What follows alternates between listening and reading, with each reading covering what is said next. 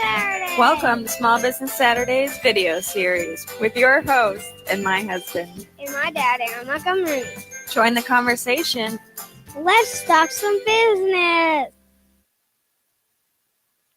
Good morning, everybody. Thank you so much for joining me here today. It's Saturday morning, as usual, Small Business Saturday. I'm pretty darn excited about today. I don't know if those of you that don't know, I live in the St. Louis metro area here, and the gentleman that's going to be joining me does as well. But we had a big snowstorm yesterday, so my studio is about a couple miles away from my house. I was a little nervous about making it here, but made it no problem. So streets are rough, but still passable. But looking forward to getting back home and building a snowman with my son, who you heard there on the intro, and my wife. So let's dive into this here today, guys. I am excited to welcome in a guest that I met not too long ago, and I'm really excited to talk to him because this also, not only do I think this is going to be great for you guys, but I think this is going to be great for me too. So without further ado, I'm going to bring Dan Vincent in here. Dan, just a second. We're getting him up in. There we go. Dan, good morning. How are you? Good morning. I'm doing great. I'm still in the comforts of my own home, but yeah, excited to enjoy the snow later today. Awesome. Great. Yeah. So Dan is with Kaleo Coaching. Am I pronouncing that correctly?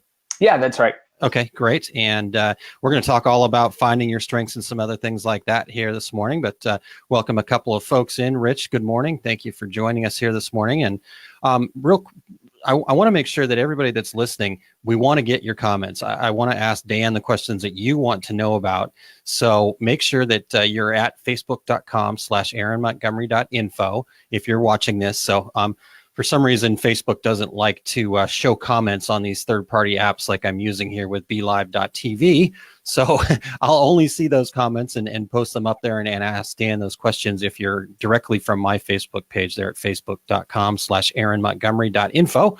Like Rich there this morning. So good morning, everybody. But Dan, let's dive into this here. And I want to get through a lot of information, and I don't want to keep you all day here. So tell us first what being a strength coach means to you, and how did you get involved with it? Maybe just give us your origin story here. Yeah, sure. Yeah. So a strengths coach is someone who specializes in using Gallup's Clifton Strengths Assessment. It's also known as Strengths Finder. It might be a way people have heard about it. And they use this assessment in order to guide a person in understanding their natural talents to develop and apply them in all aspects of their life. So my story really is kind of why I'm here as a strengths coach, because I once found myself in an entry-level cubicle job that I did not anticipate having. And it led me to redefine what I believed to be my calling. Don Clifton, he's the man who created this StrengthsFinder assessment. He once said that when you discover your talents, you begin to discover your calling. And when you develop those talents into strengths and you apply those strengths, you fulfill your calling. Now, for me, I had been chasing a title because I really believed that was my call in life. But I realized that chasing that title became more like a set of shackles for me. It never occurred in the way that I thought it should occur. And I came to realize that my calling in life had so much more to do with the talents that I have to offer and less to do with a title, a job that I may or may not have. And so taking this assessment 5 years ago, I received solid coaching throughout that process, and choosing to remain content in the company I was working with, I began to navigate different opportunities that matched my strengths, began applying this strengths-based concept, and it grew this passion inside of me to want to be able to coach others to do the same. Awesome. Okay. Well, that sounds fantastic. I know when you and I first started talking, you had mentioned Gallup, and I went, wait a second, what is that? And so that is the same company that does all the research, right? That like a lot of news sources and things like that, they reference, the Gallup poll. Yeah, common in presidential pollings, and really they do all human behavior research around all human behavior. Human behavior is it's like an economy, so it has indicators, it has patterns, and so they do a lot of research around all areas of life. And so we most commonly hear around like political pollings and things like that. Yeah, yeah. But obviously, this is backed by people that have done the research, taken the time, and so it's not all just kind of random. This is That's very right. scientifically based. So that's what really excites me about it too, to be able to put your finger on it. So, Yes. a couple just Todd is brave the blizzard. He's north of us there in Illinois to make it to the shop today to watch. So thanks for joining us today, Todd. Appreciate that. And Teresa said good morning, Aaron and Dan. So good morning, Teresa. So again, guys, we want to hear your comments. We want to hear your questions. I've got some things that I plan to extract from Dan here, but you guys are welcome to post your comments at any point. So, all right, Dan. Well, let me get to one of my questions here. So I want to know, when you went through this for the first time yourself, before you kind of became a strength coach, how did it change things for you? What did that kind of light bulbs did that make go off for you? Yeah, and I'll go back to that word calling. It really led me to shift my understanding and kind of relearn, what I'm supposed to be doing in this life. I realized I could fulfill my calling in a variety of work environments. We like to use this term a lot in terms of what we might want to do as a job, or what we might want to do as a volunteer experience or something like that. But what I realized was that it has much more about me and less to do with that job or that opportunity. In other words, your strengths reflect your calling. It reflects the good work that you're designed to provide your community. And those opportunities, like your vocation or a volunteer experience, that's simply how you choose to work that out. Yeah. So I spent more than 7 years in a corporate environment. Prior to that, I spent several years in ministry, including overseas as a missionary in Brazil. And then most recently, I've been spending 2 years directing a nonprofit organization that supports organizations working in Haiti that are serving the extreme poor throughout Haiti. And so across all of those variety of environments, I've learned how to apply my strengths and work out that calling across all of those opportunities. Nice. Yeah. So, I mean, that's, I think really, you and I talked about this a little bit before when we had a chance to meet. That's really what's interesting to me too, is that it's not necessarily about the different things. It's about kind of being able to provide back to your community. So for example, for a small business person, you understand what your strengths are. Now you can go ahead, put that into your business and provide better services, better, garments for the folks watching that are t-shirt people, those kinds of things. And you're focused on your strengths. So we'll talk a little bit more about that as we go through this here, Dan. But so with the coaching that you do, what are some things that stick out to you as the benefits your clients have seen from going through this process with you? Yeah. So I've been working with organizations and individuals alike in the last year. And one of the things that I love talking to organizations specifically is to help them to understand that strengths is a legitimate business strategy. And of the few organizations that I've been coaching, one example is a local chiropractor's office I've been working with. Mm-hmm. And it has beyond increased the awareness of each other's strengths. So it's more than just talking about this theory of, we get each other's personalities. I think a lot of us have taken those assessments where we sit back and be like, oh yeah, that's neat. That makes sense. Moving along now. Yeah. But they're using this tool and through kind of the coaching program I'm leading them through, they're strategically placing each other in positions to succeed, which helps the overall business.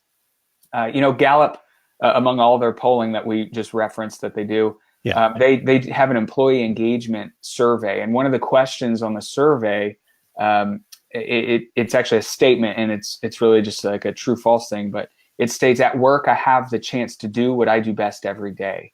And unfortunately, few people that take that assessment actually agree with that statement, that they have the opportunity to do what they best every day. But the teams that are focusing on strengths and they're intentionally positioning their people to be able to answer positively to that question, they are outperforming teams that don't focus on strengths. So they're seeing, according to Gallup's research, those strengths-based teams, they're seeing 12% greater productivity in their employees, and they're seeing almost 9% greater profitability. So there is definitely a legitimate business case to becoming what we'd call strengths-based. Yeah. Yeah. No, it's really interesting. And for those of you that are tuning in and watching, let me know in the comments if you guys have employees, because you told me a story, Dan, that I'd love for you to share with the folks here around the chiropractor's office, and how it helps with employees and putting them in the right places. You referenced that employees, don't always feel like they're put in the best spot to do their best work. So maybe if you could kind of elaborate on that and tell that story that you told me, I really enjoyed that. Yeah, sure. So let me back up and just make sure we're understanding when we're saying strengths. Yeah. Essentially, what this, essentially the foundation of this assessment and this model is that we all have talent. Yeah. And talent is simply a pattern of thinking, feeling, and behaving. So it's less of a categorization of people, and it's more of a new language to really understand why people tick the way they do. Yeah. What's your motivation for being naturally observant and looking for patterns? Why do you prefer to be structured? Why somebody is just naturally good at making new connections with new people, things of that nature. And so this chiropractor's office, that as they've uncovered their natural talents, they begin to identify the different motivations that they have, and why some people are better at little tasks than other people. And so the person who's handling the scheduling, they'll do it at the beginning of the week. And she said now that she understands the way that the employees in the office are performing, and specifically the way that they're performing, she understands that motivation and their inclinations. She's positioning them in the office based on their flow of clients. And so they can predict when they're going to have a higher visits on specific days. And so she'll position her people based on their ability to make connections with clients, based on their ability to empathize and relate with a new client's story, or do things like paperwork and be able to sit and just focus on specific tasks. So she's literally scheduling their employees based on their strengths. Wow. And they're seeing incredible efficiency and growth, not just in the amount of clients that they're seeing per week, but their ability to handle higher amounts of clients. It's almost going unnoticed, because the numbers they gave me, they said we used to feel kind of chaotic seeing 70 clients a week. Now we're seeing more than 120 a week, and it feels no different than seeing 70 a week. Wow. And so they're seeing that kind of smoothness in their operation, and they're really pointing it back to, because we're positioning each other to be able to work out of their strengths every day. Huh. That's incredible. I mean, you think about that in that mindset shift of, yeah, let's put people in the right places to do the right things when we know. I mean, as business owners, folks, you guys know the ebbs and flows of your business, so if somebody does better at this, why not put them in that spot in your business? That's a really interesting way to go about, like you said, a legitimate business strategy in a way. So speaking of that, Dan, I guess maybe take us a little bit further into, how does that change the narrative? I know I've heard a lot of times, I've probably even said a lot of times myself, let's focus on fixing our weaknesses and knowing what those are, and improving ourselves by improving our weaknesses. But I think you've got maybe a little different theory to that.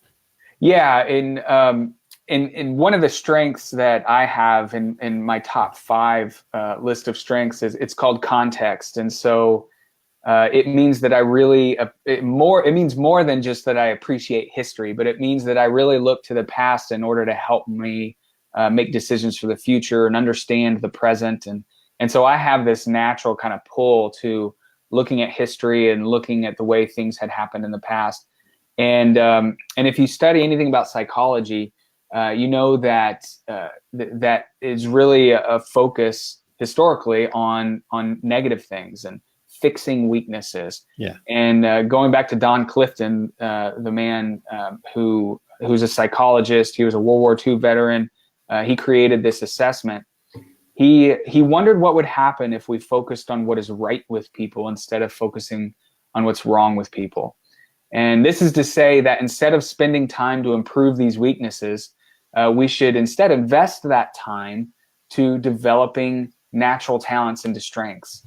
And so he began to research this. He began to research not just the behaviors of people, but what would happen if we started to be strategic about focusing on what's right. So if my daughter brings home mostly A's and maybe a C, instead of hammering her for that C, helping her to manage that and to try to improve as much as she can, or manage that as much as she can so it doesn't get any worse, but really saying, okay, we see that you're excelling in these other areas, so let's manage what we can, but let's really invest most of our time into continuing to develop those ways that you excel.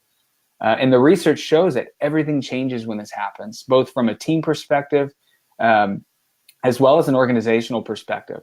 And so a couple of key metrics, if you look up Gallup or StrengthsFinder, a couple of key metrics you'll probably find that they like to publish in order to illustrate the power of working from strengths is that the people that do so, they're 3 times as likely to report as having an excellent quality of life, and they're 6 times as likely to be engaged in their jobs. Wow. And employee engagement is a big metric nowadays and in recent years because their most recent studies show that only about 30 to 33% of employees are actually engaged in their job. So almost 70% of people are not engaged in the work that they're doing.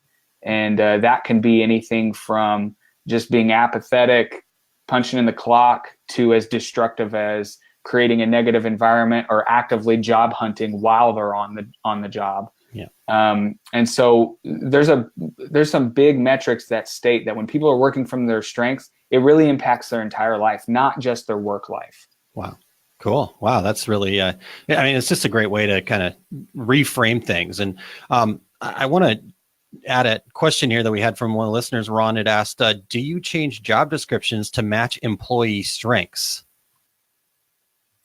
Yeah, you could. Yeah. If you have a job that really is something, and I'll use this as an example, something that's really requiring a lot like highly analytical talent. If you're wanting somebody to interpret big data, for example, you definitely could include that verbiage in there. We're looking for someone who naturally observes patterns, who is really good at being able to observe a pattern and then tell that story to people who don't understand big data. So yeah, I think it would absolutely be helpful, not only because it'll help you identify the right people for that job, because people that don't naturally observe patterns in big data, if they read that, they're going to be like, oh, that's not for me. Yeah.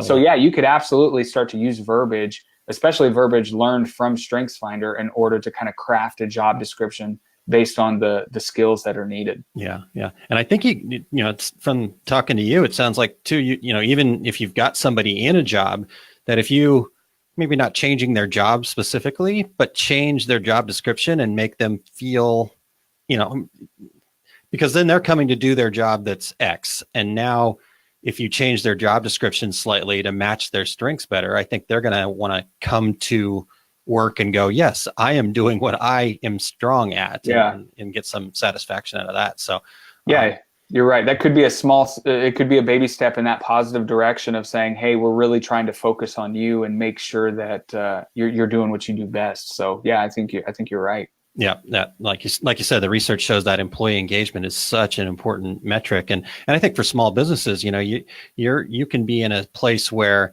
you can't compete with the big guys because you don't have the benefits, you know, this, that, or the other thing. But you know what? You can have the happiest employees ever that will run through a brick wall for you if they feel engaged and part of your, you know, that you're focusing on their strengths and what they do best. So yeah. Good stuff there. Okay, Dan, I know you briefly mentioned at the start that what you do, you know, I don't know when you actually sleep, because it sounds like you've got your fingers in a lot of things, but people that don't know this, you're the director of a pretty awesome organization called Kids Against Hunger. Maybe just tell us a little bit about that, but I also want you to share with us kind of how your strength coaching and your abilities there has kind of impacted that part of your life. Yeah. So Kids Against Hunger is an organization that facilitates food packing events. And so volunteers come around assembly lines and they package this food that's designed for people that are malnourished. So it's scooping rice and soy and vitamin mix and dehydrated vegetables in a bag. And it's a great family-friendly event that allows people to come together and really get their hands involved in a story bigger than themselves. And so we do events all over the St. Louis area. We do a couple out, we do one in Jeff City, and we've gone out of the metro area for a few events in the year. But mostly we're in schools and churches and businesses in the St. Louis area. And we packaged last year over 644,000 meals. And we take all of that food and we go to Haiti with it. And the story of our organization is in Haiti, and we partner with organizations down there that are using the food to employ Haitians up in the Northwest with work for food programs. It provides school lunches to orphanages. School lunch in Haiti is not kind of a normal thing like it would be here. So gives them a really dynamic opportunity to serve community, and gives parents a really high incentive to make sure their kids get to school if they know that they're going to be fed while they're there. Yeah. So we're involved in a lot of different works. And whenever I go, so my top 5 strengths, I probably should have started off with this. If people might not be familiar with this, are analytical, discipline, harmony, which means I like to bring peace. I like to resolve conflict. I don't want to rock the boat just for the sake of rocking the boat.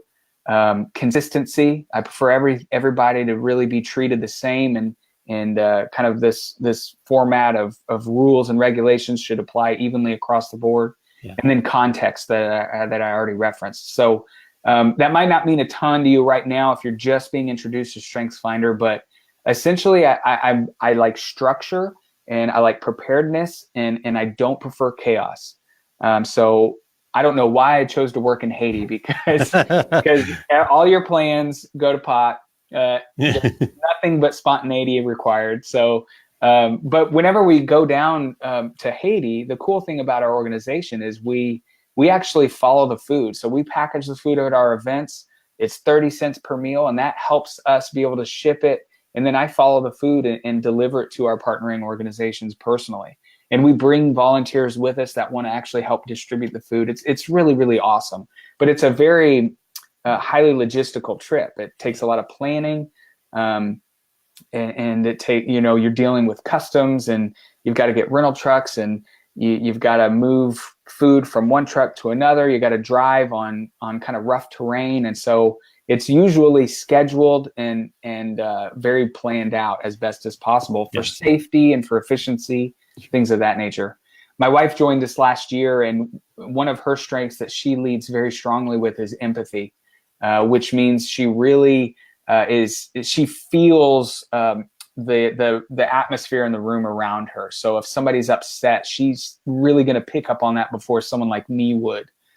She loves celebrating with people. She loves hurting with people. So she leads through feelings. And she had mentioned to me, she said, so we stop at this orphanage that we support, and how much time are we going to be able to spend there? And I said, we usually spend 30, 45 minutes. We hear some stories, we pass off the food, and then off we go. And she kind of stopped me, and she said, I'm going to need to spend more time in there. I can't just have this transactional experience of dropping food off. And so it kind of created this awareness in me that, you know what, she's right. She's bringing a new strength to the team that none of us are really high in. Yeah. Not because we have hearts of stone, but it's just empathy is not, we don't really lead strongly with that. And so some of you out there who are like me, you're probably nodding your head like I totally get it. So I talked to the team. I said, hey, my wife's coming. She really needs to be able to feel with some of the people that we're going to meet, including children that have come from really challenging circumstances. And so I set the expectation that we're going to be spending more time at places so we can have time to, if nothing else, just hold kids and love on them, because that's important for us to be able to do as well. It's not an excuse for us to not do that, but we're going to follow my wife's lead because she does it so naturally. Yeah. And I think that's a great point, because a lot of people a lot of people, whenever they hear about stuff like assessments, they tend to say, that's just something that people can use as a crutch so they don't have to do certain things. Yeah. And I don't think it's that way at all. I think it's the awareness and understanding of why people don't naturally do certain things. And if they need help, then they lean on a teammate or a partner or a coworker that does it better, more naturally. And they lean into their leadership and follow their lead into that, whatever talent is required. And in this story's case, it was empathy. It doesn't mean I can't be empathetic. It looks differently whenever I am empathetic. And so we chose to submit to my wife's strength and follow her lead. And it created an awesome experience because it was something that would not have happened had it not been for a team member's high empathy in that scenario.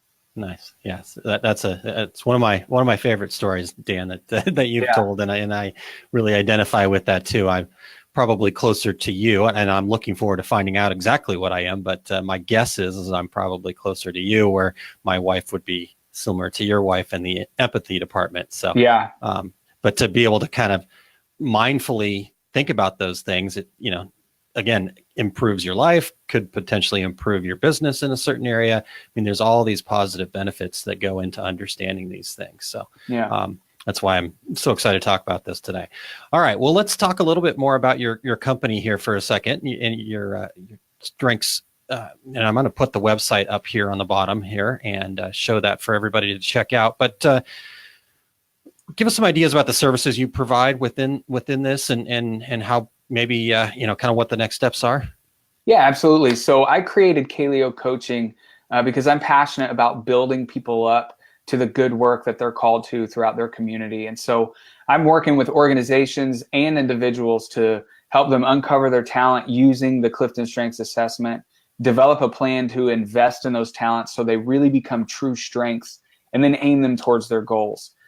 So intentional decision-making is key for me because a lot of people are either just kind of falling into scenarios, or especially younger people, not quite sure how to handle college, or what should I study? What should my career be? And so I'm excited to help people using coaching and using the Clifton Strengths Assessment. So you can go to Kaleo Coaching website that he's got up here. If you select services, you can see that you can work with me to receive a code to take that Clifton Strengths Assessment, and as well as receive a coaching session with me. And you'll see two options there. One for it's $30 lower in price because it gives you just the top 5 strengths of 34 possible. Or you can take the assessment and uncover the full 34 in order. So you can really understand, hey, what are those talents that are in the bottom, so that you can manage it. And remember, not so that you can, in an unhealthy way, focus on them to try to make them stronger, but so you can know what to manage around when it comes to what those lesser talents would be. And know what to focus on with those top 5, 10 talents that would come up in your results. So when you schedule a coaching session with me, or actually when you schedule one with a Gallup employee, it can cost about $195, I believe, is the rate, depending on the assessment. Though if you go to my website, you can receive that same coaching session with me for $120 or $150 respectively, depending on what if you want the top 5 or the full 34. Or if you're a manager, or you're looking for someone, if you're looking to empower your team and move them from really a good team to a great team, I have dynamic evidence-based workshops to help you kind of create your organization and help them become strengths-based. So those are some of the things that I'm doing now, and some of the things that you can look at and reach out to me through the website.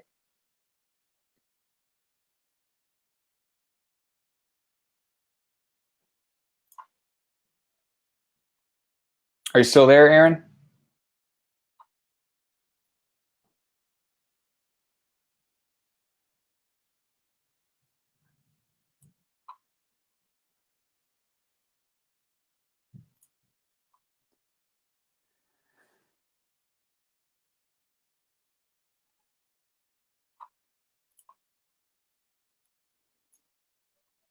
Aaron, I'm unable to hear you. If you're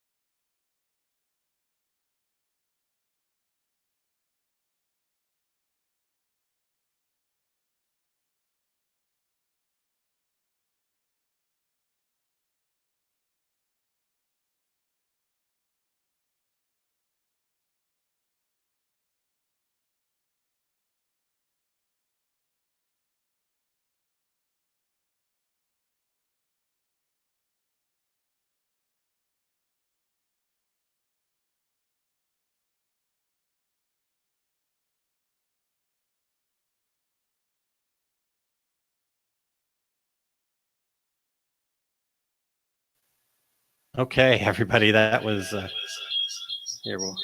I was trying to get through the phone. Dan. Hey. Okay, lost. I don't know what happened. Lost internet here at the office. So anyhow, I'm back. I'm sorry. Awesome. No problem. Cool. Well, I caught a little bit of the end of that. I know everybody else caught it because I was also kind of catching it through my phone. So again, get over to Dan's website there. I appreciate you sharing some stuff there, but not everyone. Okay, did everyone leave? No, I'm got some comments here. Did everyone leave? Not everyone. Okay, good. We're still here. I think everybody's still here. So Dan, the last kind of question I wanted to ask, and again, those of you that stuck through my technical difficulties there, if you guys have some questions for Dan, please feel free to post them in there now. But I guess point us towards one thing that people can maybe do today, just in thinking about their strengths. Obviously, the biggest thing they can do is come over to your website and get signed up there, and I'm going to talk about that more in just a second. But give us one little thing that maybe we can start thinking about today. Yeah, absolutely. And I get, if you're new to StrengthsFinder, then I probably made some statements like analytical and context that you're not quite understanding. And so a lot of the language can be really new. So I would encourage you to consider 5 clues to talent. If you've never really considered, or you can't really define, I don't really know what I'm talented at.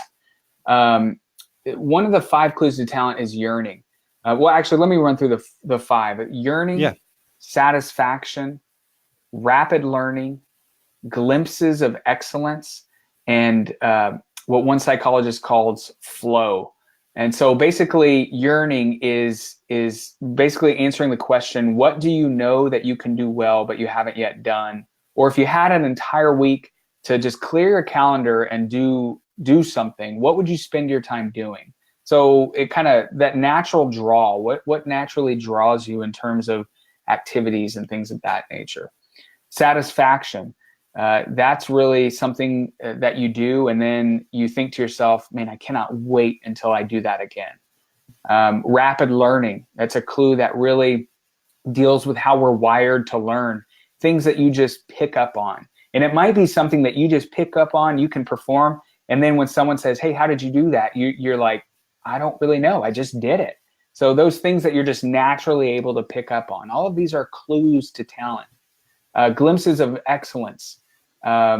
So that's those moments where you just succeed. You're just successful in things.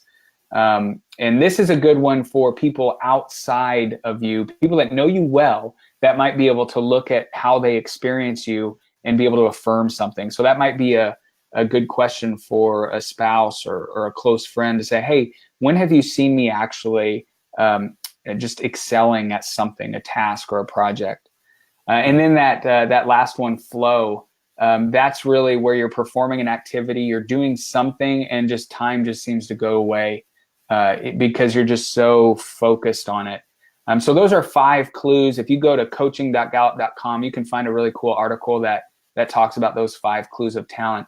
So if you're new to this whole concept, those are some tips to just kind of think through, like, yeah, what am I good at? And it might help you kind of uncover some natural talents. Though, Aaron, you're right. The best way is jump on the website, my website, kaleocoaching.com, reach out to me for one of those codes to take the assessment, because that's probably the clearest thing you can do. It will really help you become engaged with this language, help you clarify the natural talents you have to offer. And then working with me as a coach, it can be powerful because it can really help you understand and develop, make a plan to develop those talents to becoming strengths and really aiming them at either your business or possibly if you have a teenager or someone who's about to enter school, it can really help clarify the direction they might want to go based on what's naturally drawing them and what kind of natural talents that they have. So taking that assessment can definitely be life-changing. Nice. Yeah. And that's really what I wanted to talk about too. You kind of briefly touched on it there, but I mean, the thing I'm most excited about after getting a chance to understand this a little bit more is, we could probably go out and find different little random free tests online, for silly things. And I've found that, and I've done that, and I've given my employees those things and things like that. But I think, obviously getting to be part of this Gallup certification situation, Strengths Finder, obviously is one real big bonus. But I think the thing that really excites me is that opportunity to have somebody that really understands it, like you, help me through, okay, now I know what my strengths are, from 1 through, I think you said 34, correct? That's right.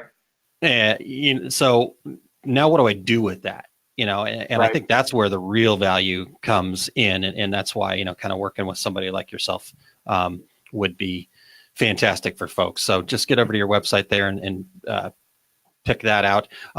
Ron asks, where did Kaleo come from? Yeah, it's great. And there might be some out there who know Greek better than me who might be saying, it's pronounced Kaleo, and I've heard it pronounced that way. But that's a word that's really meaningful to me because it is a Greek word that means to be called out or to be invited into something.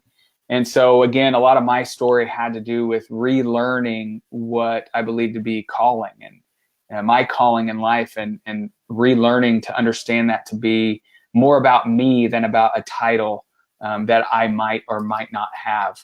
And so I decided to name the coaching business Kaleo Coaching because I'm really wanting to build people up to the good work that they're called to, and use that as kind of the foundational purpose for why Kaleo Coaching exists. Nice.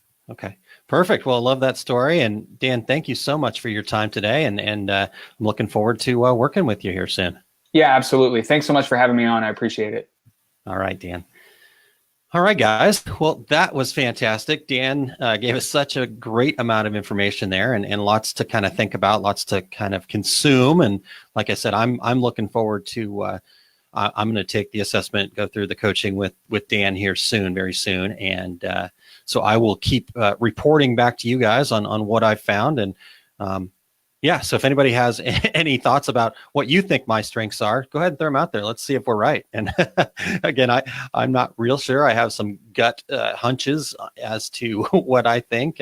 And so I'm really looking forward to this. But all right, everybody. Well, we've come to the close of another Small Business Saturday. And again, I very much appreciate Dan's time here. I want to go ahead and pop up my website there for you to get on over to aaronmontgomery.info and check out any information there. Go back. I mentioned last week that I'm in the process of turning these weekly videos into a podcast series as well. So you can go back and listen to those, but still in the works a little bit. So more info on that coming soon. I do want to remind everybody that if you haven't gone through my business plan series, the 5-part plus the bonus 6-part series, that you really should. And I had a new person come through this week that just got started with it, Mary. So thank you so much, Mary, for doing that. And I'm excited to be part of your journey on your business plan there. And Todd, yes, beard growing is definitely. I'm trying to decide. I just really can't figure it out. I normally just have a goatee, but through the holiday season with all the work that I was doing and how busy I was, I kind of just got lazy. So, and then when it came time to go, okay, the New Year's here, I should shave it. I'm like, it's okay. So we'll see. I got through the itchy part. So anyways, we'll see how that goes. Teresa, thank you. Yes. Fortunately, it's just a 2-mile drive home here. So I'm going to make that journey here shortly. But one last thing, if anybody wants to reach out to me, has any questions about anything, Dan, the SEO we talked about, marketing, anything, here's my email address. Hit me up anytime, aaron@montcoconsulting.com. And I am looking forward to next week.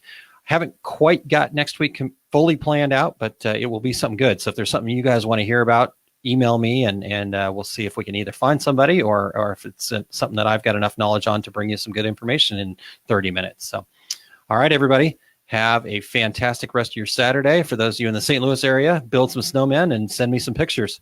Talk to you soon.